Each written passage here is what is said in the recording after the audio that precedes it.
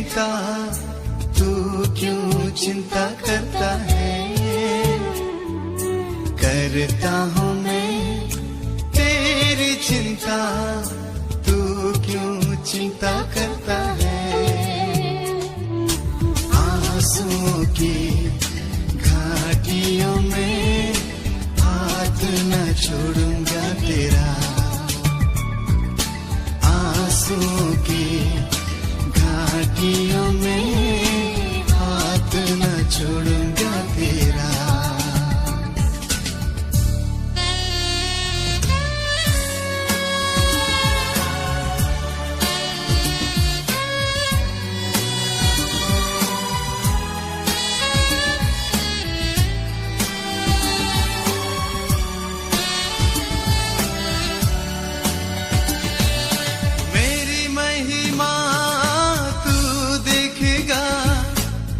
को मेरे हाथों में दे दे,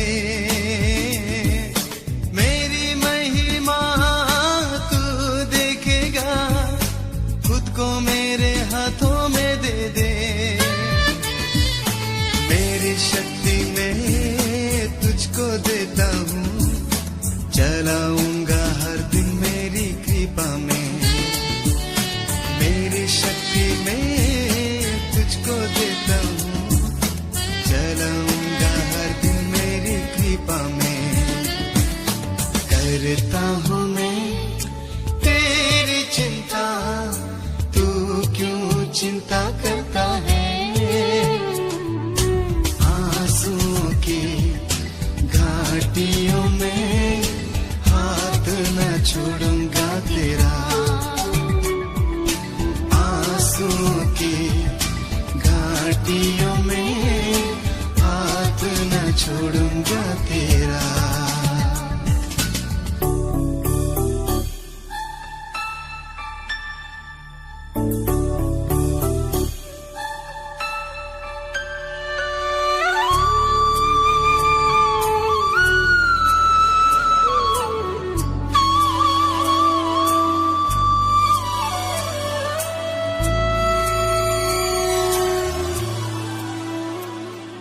सभी तुझको भूलेंगे तो भी क्या मैं तुझको भूलूंगा कभी। सभी तुझको भूलेंगे तो भी क्या मैं तुझको भूलूंगा कभी। अपने हाथों में तुझे उठा के चलाऊंगा हर दिन इसी जहां में। अपने हाथों में तुझे उठा के चलाऊंगा हर दिन इसी जहां में।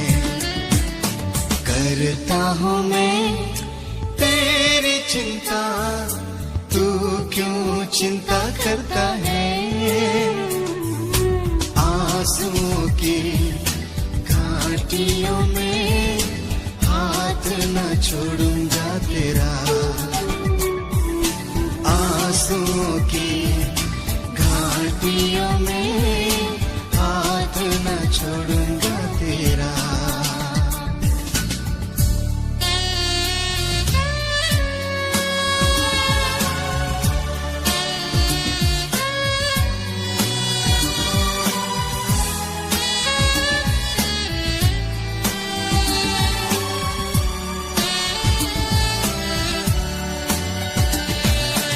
अब्राहम का मैं परमेश्वर हूँ, अद्भुत कार्य क्यों न करूँगा।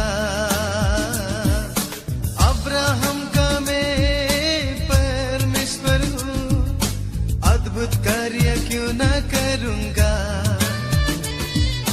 लाल सागर में रास्ता दिया, आज भी मैं करने के योग्य हूँ। लाल सागर में रास्ता दिया, आज भी मैं करने के योग्य हूँ।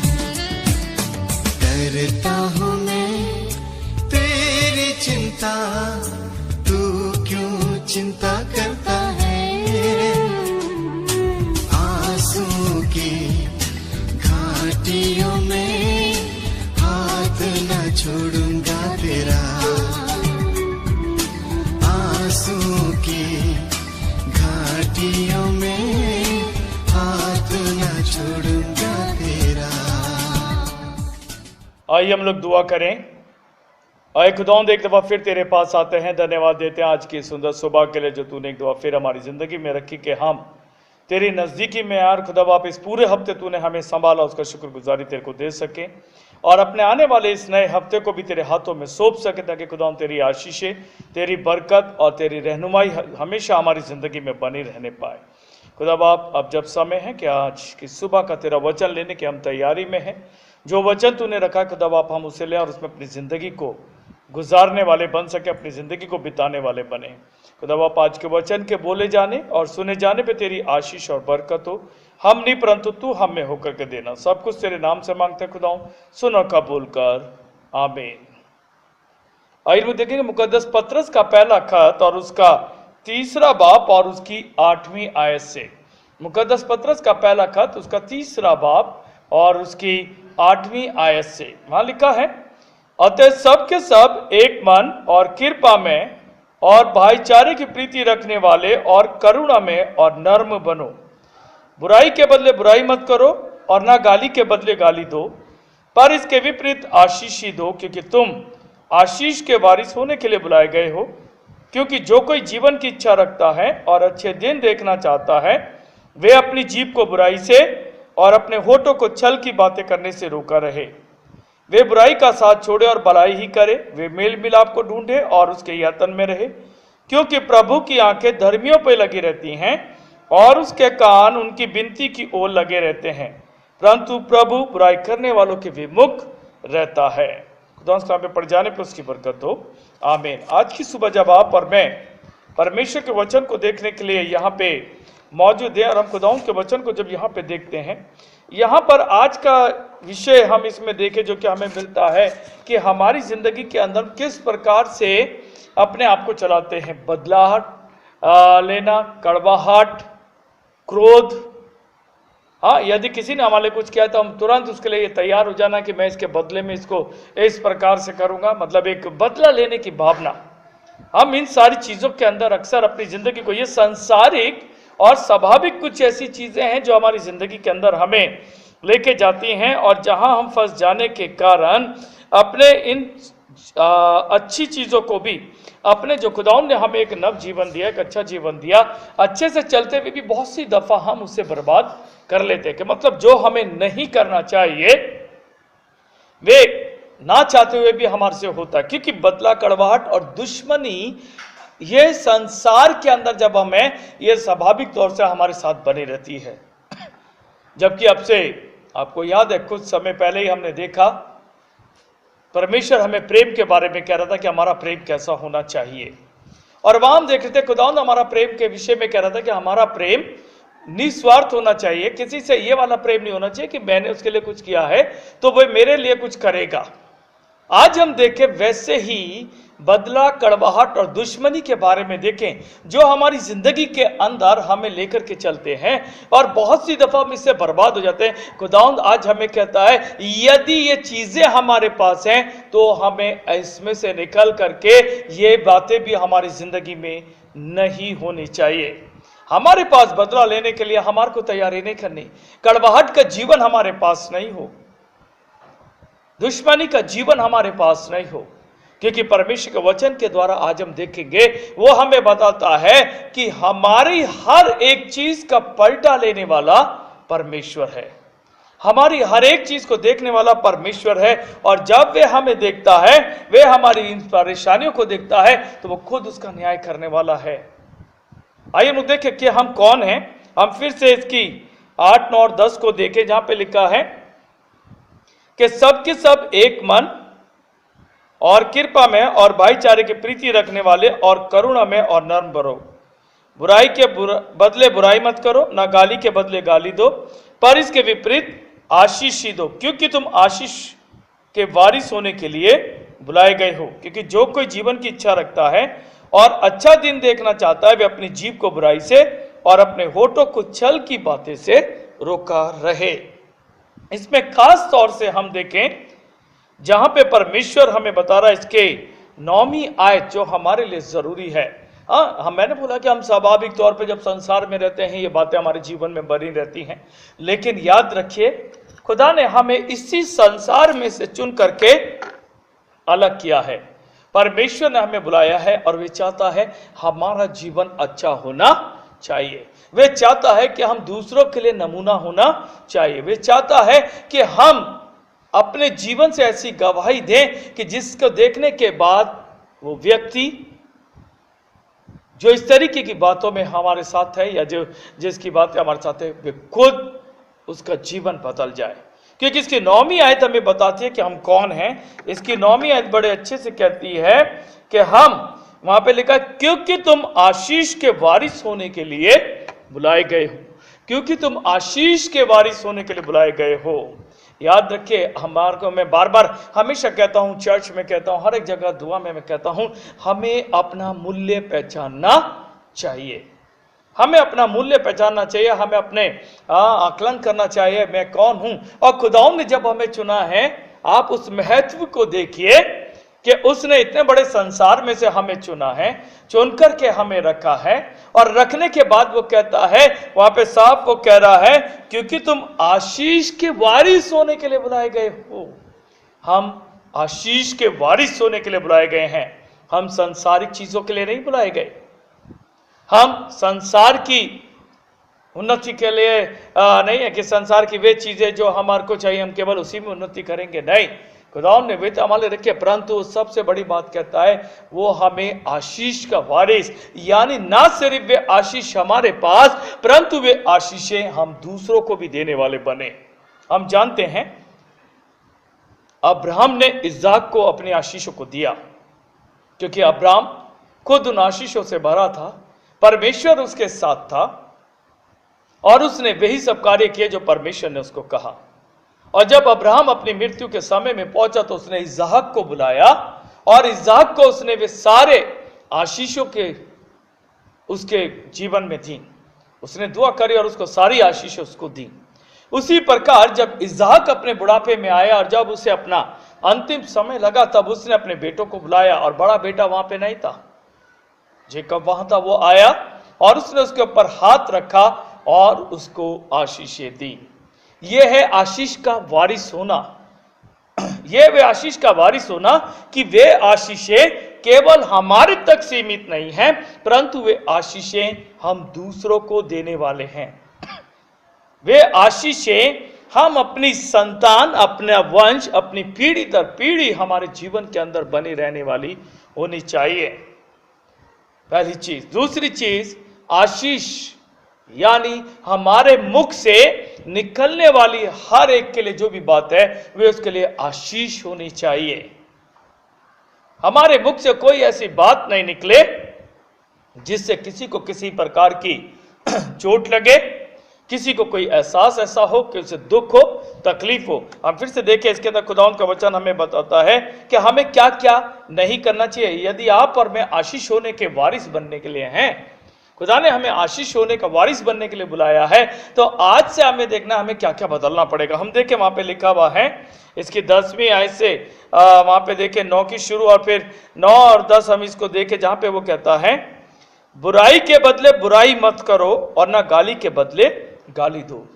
दोनों चीजें कहने के लिए छोटा है, पर जब हम इसे अपने स्वाभाविक जीवन में लेके चलते हैं तो यही एक बहुत बड़ा हमें लगने लगता है। जहां पे वो कहता है बुराई के बदले बुराई और गाली के बदले गाली नहीं होनी चाहिए।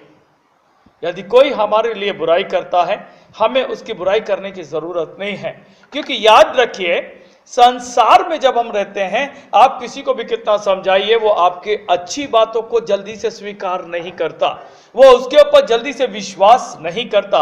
और यदि कोई किसी के विषय में गलत बात कह दे तो वो उसके लिए कोई ये इंतजार भी नहीं करता कि मैं देखूं क्या सचमुच है या नहीं, और उसने कहा और उसका विश्वास तुरंत उस पर हो जाता है। लेकिन परमेश्वर जानता है कि हम और हमारा जीवन कैसा है। क्या वे बुराई जो हमारे विषय में है, क्या वे सचमुच हमारे जीवन के अंदर है या नहीं है। उसी प्रकार वो कहता है गाली के बदले गाली ना दो। हमें किसी ने हमसे अगर अपशब्द कहे हैं हमें उसे पलटकर जवाब देने की जरूरत नहीं है, हमें उसको वो करने की जरूरत नहीं है। हाँ, मैंने बोला ये शब्द छोटे हैं, सुनने में छोटे हैं, लेकिन जब हम इसको इस्तेमाल करते हैं, जब हम इसके ऊपर अमल करने के लिए चलेंगे, तब हमें ये बहुत बड़े दिखाई देंगे। क्योंकि यदि कोई हमारे विरुद्ध बोलता है, हम चुप नहीं रह पाते। कोई यदि हमें अपशब्द कहता है तो हमारे मुंह से भी अपशब्द निकलते हैं। इसीलिए खुदावंद कहता है, दिखने में हमें बहुत सी चीजें छोटी लगती हैं, लेकिन ये अगर हमारे जीवन के अंदर हमेशा बनी रहेगी तो सबसे पहली चीज, हम परमेश्वर की आशीष के वारिस नहीं बन पाएंगे। इसीलिए वो कहता है कि आपको और उसने मुझे जो जीवन दिया है, इस जीवन के अंदर हम लोगों को परमेश्वर की सहायता जरूर चाहिए। हर पल, हर समय, हर जगह परमेश्वर की सहायता हमें चाहिए। और जब खुदावंद हमारे साथ होता है, तब ये बातें हमारे जीवन में नहीं रहती। हाँ, उसके बाद वो कहता है, इसके विपरीत तुम क्या करो, आशीष दो। इसके बदले हम क्या करें, उन व्यक्तियों को आशीष दें। हम उन व्यक्तियों को आशीष दें। जो व्यक्ति आशीष, अब हम कैसे दें? बहुत सारे लोग हैं जो हमारे विरुद्ध में झूठी बातों को बोलते हैं। बहुत सारे लोग हैं जो हमें तरह तरह की बातचीतें हमारे पीठ पीछे हमसे कहते हैं। और कोई और व्यक्ति जब हमें आके बताता है तो हमें क्रोध नहीं होना चाहिए। आशीष देने के लिए हमें खुदा से दुआ करनी है, खुदा बाप, उस व्यक्ति ने, उस भाई ने, उस बहन ने या उस व्यक्ति ने हमारे लिए ऐसा कहा है, तू उसको आशीष दे। तू उसको आशीष दे खुदा बाप कि वे अपने जीवन में इतनी आशीषों में भरा हुआ हो कि वे किसी भी प्रकार से ऐसी बातों में ना जा सके जिससे वे दूसरे के लिए हानिकारक हो और वो खुद भी अपनी जिंदगी को हानिकारक बना ले, वे खुद भी अपने आप को बुराई के अंदर फंसा ले। खुदा बाप से हमें दुआ करने की जरूरत है। ये है वे आशीष कि जहां हमने उसके लिए बुराई भी नहीं करी और ना हम करने को तैयार है, परंतु हमने बोला खुदा बाप उसको आशीष से भर। और कितनी आशीष कि वे ना सिर्फ मेरे लिए परंतु अब किसी के लिए ऐसी कोई बात ना करे, वो अपने जीवन में इतना उत्साहित और इतना आनंदित हो, इतना भरा हुआ हो, उसके पास अपना इतना काम हो कि उसके जीवन को भी खुदा तू मेरी तरह फेर दे। हाँ, उसके बाद वो वहां पे कहता है, इसके 10वीं आयत से देखे, जहां पे वो कहता है, क्योंकि जो कोई जीवन की इच्छा रखता है, वो कहता है क्योंकि जो कोई जीवन की इच्छा रखता है और अच्छे दिन देखना चाहता है, वे अपनी जीभ को बुराई से और अपने होठों को छल की बातें से रोके रहे। वो कहता है कि जो कोई अच्छा जीवन देखना चाहता है, अच्छे दिन देखना चाहता है, वे अपनी जीभ को बुराई से और अपने होठों की छल की बातों से रोके रहे। हमारे लिए जरूरी है, हमारे खुदावंद यीशु मसीह ने हमें सिखाया, हमारे पास प्रेम हो, हमारे पास एक दूसरे की सहभागिता हो, एक दूसरे के लिए सच्चाई हो, एक दूसरे की सेह लेने वाले बने।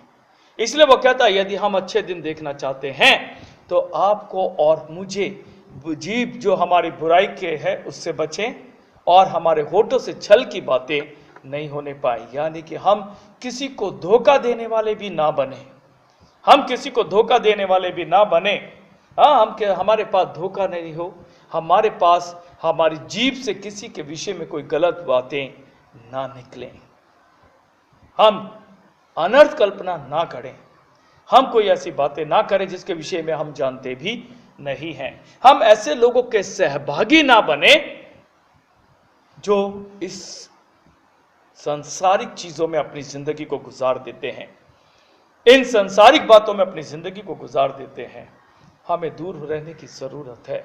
वो कहता है इसके विपरीत केवल हमारे मुख से आशीष ही निकलनी चाहिए, हमारे मुख से आशीष ही होनी चाहिए। आइए हम थोड़ा सा जाकर के देखें इब्रानियों की किताब, उसका 12 बाब, उसकी 14 और 15 आए।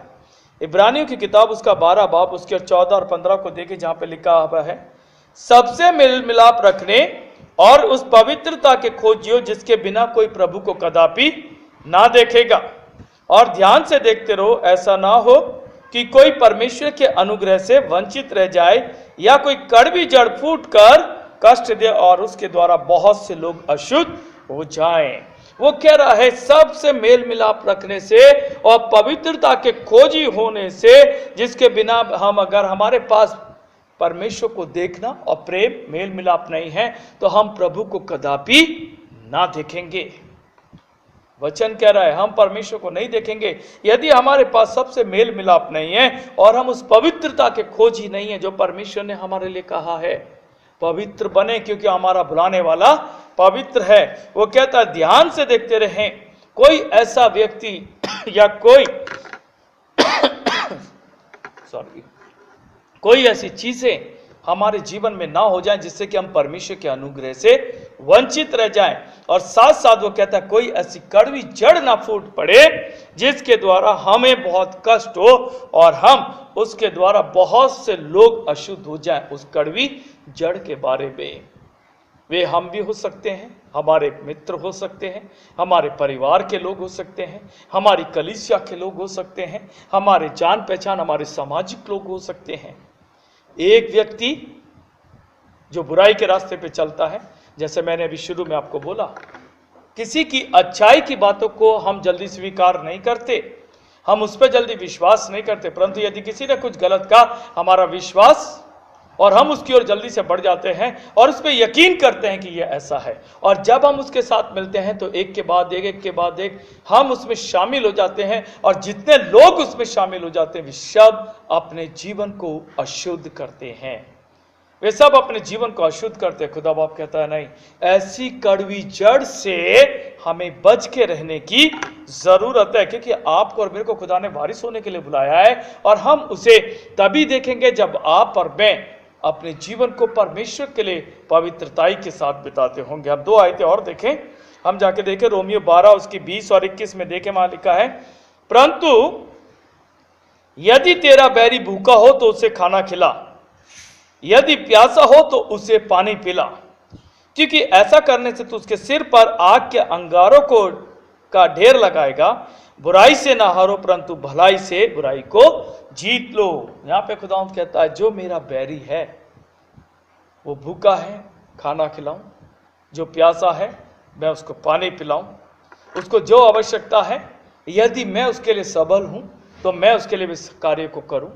उसकी परेशानी के अंदर देख करके ये नहीं कि मैं कर सकता हूं उसके लिए एक सहायक के रूप में मैं उसके लिए कुछ काम कर सकता हूं, मैं नहीं करूं। वो कहता नहीं, मुझे उसको करने की जरूरत है। जब हम उसके लिए खड़े होते हैं तो वो व्यक्ति अपने आप में खुद अपने जीवन के अंदर उन बातों को स्मरण करता है कि उसने क्या किया और उसके द्वारा कैसा रहा और आज उसके बदले में आपने उसे क्या दिया, और वे खुद अपने जीवन को बदलने के लिए तैयार होता है। और सबसे अच्छा है उसका जीवन खुद पश्चाताप के साथ बदल जाए, क्योंकि खुदा वहां पे कहता है हमें क्या करना है।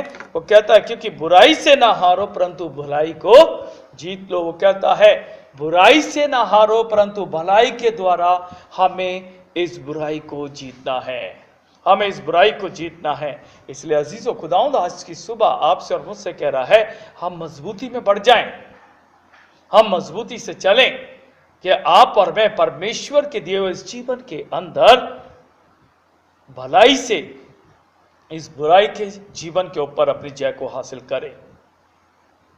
एक छोटा सा उदाहरण हम देखें। जब हमसे कोई कार्य हमारे ऑफिस में गलत हो जाए या कोई कार्य जो हमें दिया गया और हम उसे पूरा नहीं कर पाए हैं, और जब हमारा बॉस हमें बुलाए और जब हम उसके सामने जाते हैं, यदि हम अपनी गलती को स्वीकार कर लेते हैं, हमारे बॉस को गुस्सा आता है, बिल्कुल आता है। और उसके बाद वो हमसे कहता है ठीक है, इतना समय दिया आपने नहीं किया, ठीक है अभी मैं आपको इतना और समय दे रहा हूं, आप जाओ और इस काम को पूरा कर लो। उसको गुस्सा आया और उसने हमें दिया काम करने के लिए, हम वापस गए और हमने अब इस काम को अपने पूरे मन से किया। दूसरी तरफ हमें काम मिला, हमने काम नहीं किया, हम भूल गए, और जब बॉस ने पूछा हमने बोला हाँ हमने कर लिया है, हमने झूठ बोला कि मैंने कर लिया। और जब बॉस ने पूछा कि कहां पर है, कैसे है, तो हमने फिर उस एक झूठ को छुपाने के लिए बार बार और झूठों को बोलना शुरू किया, जिससे क्या हो रहा है हमारे पाप का वे बातें, वे पाप के वे कार्य हम खुद बढ़ा रहे हैं और हम एक के बाद एक अपने जीवन को बर्बाद कर रहे हैं। कि जब पता लगेगा बॉस को अगर पता लगे कुछ समय के बाद आपने कुछ नहीं किया और आज दिन आपने सब चीजें झूठ बोली, तो मैंने यहां तक भी देखा है बहुत से लोग इस कारण अपनी नौकरी को भी गंवा देते हैं। और यदि हम सच बोलते हैं तो हम उस बुराई को जो हमसे होने वाली थी, हम उस पर जय को पाते हैं। और हमारा बॉस भी जानता है कि हम सच बोलते हैं और वे इसीलिए हमें समय देता है कि हम उस कार्य को पूरा करें। इसलिए अजीजों, याद रखिए, परमेश्वर हमें कह रहा है बुराई से ना हारो, बुरी बातों से, गलत कार्यों से हम हारने वाले नहीं हो, हम उनके सामने घुटने टेकने वाले नहीं हो, हम उनके सामने अपने आप को कमजोर ना कर दे, परंतु कह रहा है भलाई से और अपने अच्छे कार्यों से आप और मैं परमेश्वर के कार्य को करने वाले बने और इस जीत को हासिल करने वाले बने। आखिर में इफिसियों की किताब उसका 4 बाब और उसकी 31 आयत को देखे, जहां पे वो कहता है सब प्रकार की कड़वाहट, सब प्रकार की कड़वाहट और प्रकोप और क्रोध और कलह और निंदा और सब बैर भाव समेत तुमसे दूर की जाए। वो कह रहा है सब प्रकार की कड़वाहट, प्रकोप, क्रोध, मतलब हर एक बुराई का वे कार्य वो कह रहा है हमसे दूर किया जाए। परमेश्वर हमारे लिए तैयार है, वे हमारे लिए सामर्थ्य से हमें भरने वाला है, वे हमारे लिए अनुग्रहकारी है, वे हमारे हाथ को थामने के लिए तैयार है, वे हमें इस बुराई के मार्ग से निकालने के लिए तैयार है। और जिस दिन हम इसमें से निकलते, खुदा उनका वचन हमें कहता है कि वो हमें अपनी आशीषों का वारिस बनाता है। इसलिए बदला, कड़वाहट, दुश्मनी, ये हमारे जीवन में जगह नहीं हमें देनी है, हमें इसे निकालना है। परमेश्वर का वे प्रेम, उसकी वे बातें, उसका वे भलाई का कार्य जो उसने हमारे लिए किया, वे भलाई का जीवन जो उसने हमें दिया, हमें उसे प्रकट करना है, हमें उसे जाहिर करना है। यदि आज आप और मैं अपने जीवन में भलाई के इस मार्ग पे चलने शुरू होंगे, हमें देखकर और लोग भी शुरू होंगे। समय आएगा हर एक इंसान सबसे बहुतायत से प्रेम करेगा, हर एक को अपने जैसा समझेगा, और जब हम इन सारे कार्य को करेंगे तो ये सारी चीजें हटेंगी और हम आशीष के वारिस बनेंगे। आइए हम लोग दुआ करें। आए खुदावंद, तो हम एक दफा फिर तेरे पास आते हैं, धन्यवाद दे तेरे आज के सुंदर वचन के लिए खुदा बाप, जो तूने हमें दिया कि हम तेरे वचनों में से देखने पाए खुदा बाप कि तू हमें कहता है कड़वाहट, बदला, दुश्मनी, बुराई, छल, ये जिंदगी जो है इसमें से बदलने की हमें जरूरत है। खुदावंद, हम संसारिक हैं, बहुत सी जगह हम निकलते हैं, लेकिन शैतान और ये बातें हमें फिर से घेर लेती हैं। तेरे हाथों में अपने हाथ को सौंपते हैं, तू अपने सामर्थ्य हाथ से हमें थाम के खुदा बाप हम इस बुराई के रास्ते से हट सकें, हम अपने जीवनों को बदल सकें और हम तेरे आशीष के वारिस बन सकें, हम तेरी आशीषों को पा सकें। खुदा बाप, तू हमें इस वचन के अनुसार अपनी हमारी जिंदगी को बिताने के लिए तैयारी दे कि हम उसमें अपनी जिंदगी को बिताएं। खुदा बाप, दुआ करते हैं एक दफा फिर तेरे से इस महामारी के लिए खुदा बाप, तू इसे बहुत जल्दी समाप्त करके सब लोग आनंद में जाएं, सब लोग तसल्ली पाएं और खुदा बाप सब लोग तुझे धन्यवाद दे सकें। जितने लोग इसकी चपेट में हैं, एक एक को खुदाउन तू अपने शिफा से भरना कि वे सब तेरे नाम के द्वारा शिफा पाने पाए। खुदा बाप, दुआ करते हैं खास तौर से मौसम की परेशानियों के लिए, वायरल फीवर के लिए, टाइफाइड के लिए, जॉइंटिस के लिए, डेंगू, चिकनगुनिया, खुदा बाप इन सारी परेशानियों को तेरे हाथ में सौंपते खुदा बाप, इन सब से तू हमें सुरक्षित रखना। दुआ करते हैं अपने अजीज भाई शीशपाल के लिए खुदा बाप, उनको जो मल्टीपल डिजीज हुई हैं खुदा बाप, तूने छू और उन्हें शिफा से भर, बहुत जल्दी खुदा बाप वे पूर्ण रीति से चंगाई पाके अपने परिवार में वापस आ सकें। खुदा बाप, जो दवाइयां उन्हें मिलती हैं उसमें तेरी शिफा होने पाए। खुदा बाप, तेरे हाथों में एक एक जन को सौंपते हैं, हमारे हर एक के साथ हो, हम सब पर अपनी बरकतों का हाथ रख। सब कुछ तेरे नाम से मांगते हैं खुदाउन, सुनो कबूल कर, आमीन।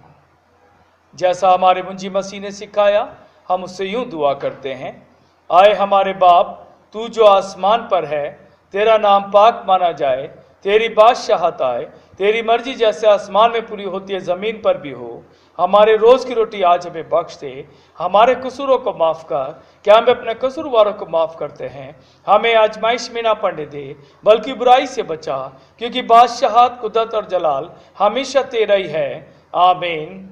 और अब हमारे खुदावंद यीशु मसीह का फजल, खुदा बाप की मोहब्बत और रूह पाक की रिफाकत और शराकत हम सभी के साथ अब से लेकर हमेशा तक होती रहे। आमीन।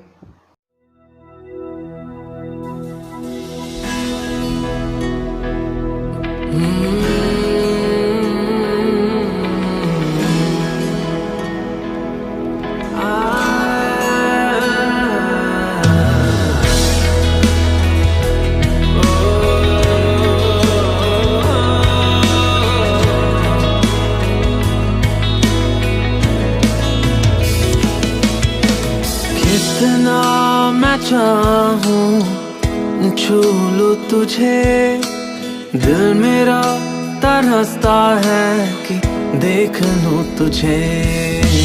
कितना मैं चाहूं छू लूं तुझे, दिल मेरा तरसता है कि देख लूं तुझे।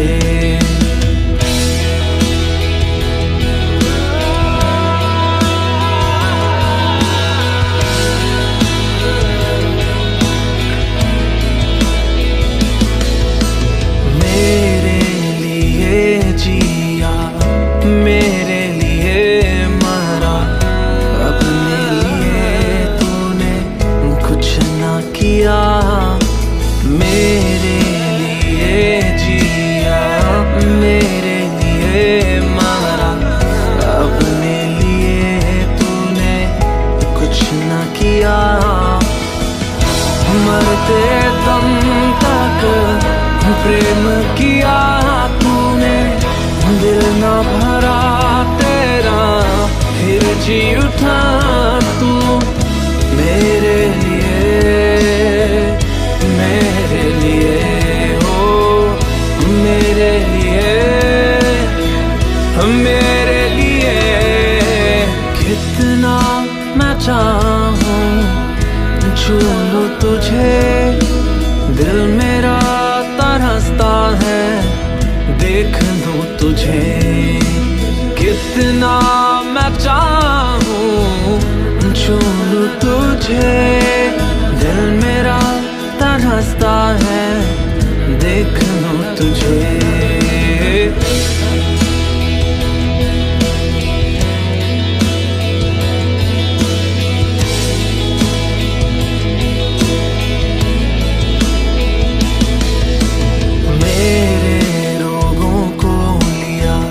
मेरे पापों की क्षमा, क्रूस उठाकर मुझे अपना किया। मेरे रोगों को लिया, मेरे पापों की क्षमा, क्रूस उठाकर मुझे अपना किया। बाप से जुदा होके प्रेम दिया तूने, दिल ना भरा तेरा साथ चला तू। मेरे लिए, मेरे लिए, मेरे लिए, मेरे लिए कितना मैं चाहूं छू लूं तुझे, दिल मेरा तरसता है देख लूं तुझे। कितना मैं चाहूं छू लूं तुझे, दिल मेरा तरसता है देख लूं तुझे।